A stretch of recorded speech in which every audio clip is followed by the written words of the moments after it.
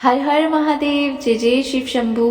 तो आज हम महाशिव पुराण का विदेश्वर संहिता का अध्याय 1 पढ़ने जा रहे हैं, जिसमें हम पढ़ेंगे पाप नाशक साधनों के विषय में प्रश्न, जो आदि से लेकर अंत में है, नित्य मंगलमयी है, जो आत्मा के स्वरूप को प्रकाशित करने वाले हैं, जिनके 5 मुख हैं और जो खेल खेल में जगत की रचना, पालन और संहार तथा अनुग्रह एवं तिरोभाव रूप 5 प्रबल कर्म करते हैं।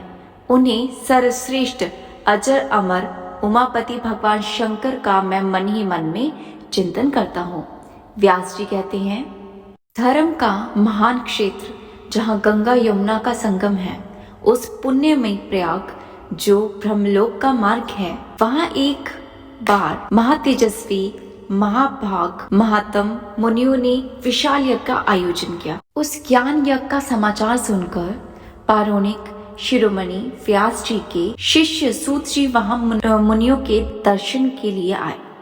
सूत जी का सभी मुनियों ने विधिवत स्वागत व सत्कार किया तथा उनकी स्तुति करते हुए हाथ जोड़ते हुए कहा, हे सर्वज्ञ विद्यवान रोमहर्षि जी, आप बड़े भाग्यशाली हैं।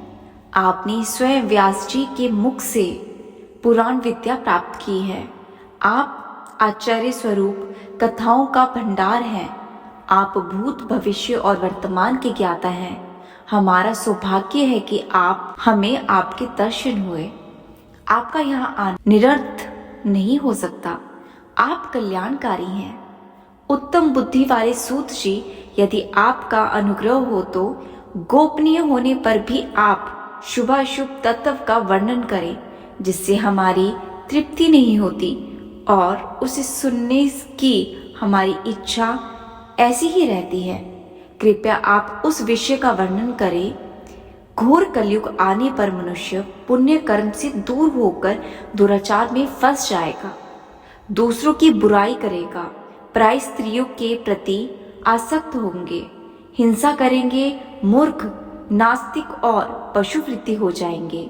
सूत जी, कलयुग में वेद प्रतिपादित वर्ण आश्रम व्यवस्थाएं नष्ट हो जाएंगी। प्रत्येक वर्ण और आश्रम में रहने वाले अपने अपने धर्मों के आचरण का परित्याग कर विपरीत आचरण करने में सुख प्राप्त करेंगे।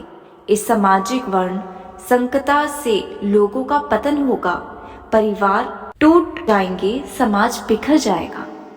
प्राकृतिक आपदाओं से जगह जगह लोगों की मृत्यु होगी, धन का क्षय होगा, लोभ की वृद्धि बढ़ जाएगी, ब्राह्मण लोभी हो जाएंगे और वेद बेचकर धन प्राप्त करेंगे, मद से मोहित होकर दूसरों को ठगेंगे, पूजा पाठ नहीं करेंगे और ब्रह्म ज्ञान से शून्य होंगे।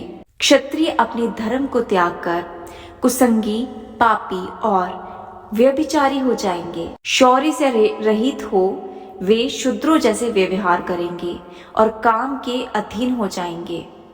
वैश्य धर्म से विमुख हो संस्कार भ्रष्ट होकर कुमति, धनोपराजन प्राण होकर नाप तोल में ध्यान लगेगा।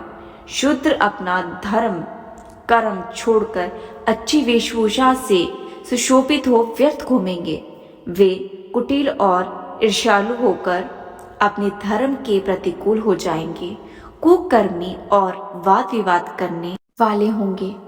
वे स्वयं को कुलीन मानकर सभी धर्मों और वर्णों में विवाह करेंगे। स्त्रियां सदाचार से विमुख हो जाएगी। वे अपने पति का अपमान करेगी और सास ससुर से लड़ेगी, मलिन भोजन करेगी। उनका शील स्वभाव बहुत बुरा होगा।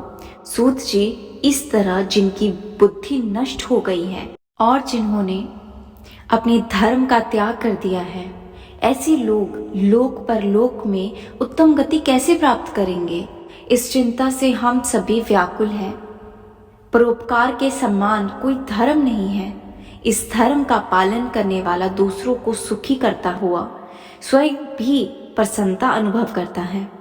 यदि यह भावना निष्काम हो तो कर्ता का हृदय शुद्ध करते हुए उसे परम गति प्रदान करता है। हे मुनि, आप समस्त सिद्धांतों के ज्ञाता हैं। कृपया कर कोई ऐसा उपाय बताएं जिससे इन सभी पापों का तत्काल नाश हो जाए। व्यास जी कहते हैं, उन श्रेष्ठ मुनियों की यह बात सुनकर सूत जी मन ही मन में परम श्रेष्ठ भगवान शंकर का स्मरण करके उनसे इस प्रकार बोले। तो ये था भक्तों विदेश्वर संहिता का अध्याय 1। कल हम पढ़ेंगे अध्याय 2। तब तक के लिए हर हर महादेव, जय जय शिव शक्ति।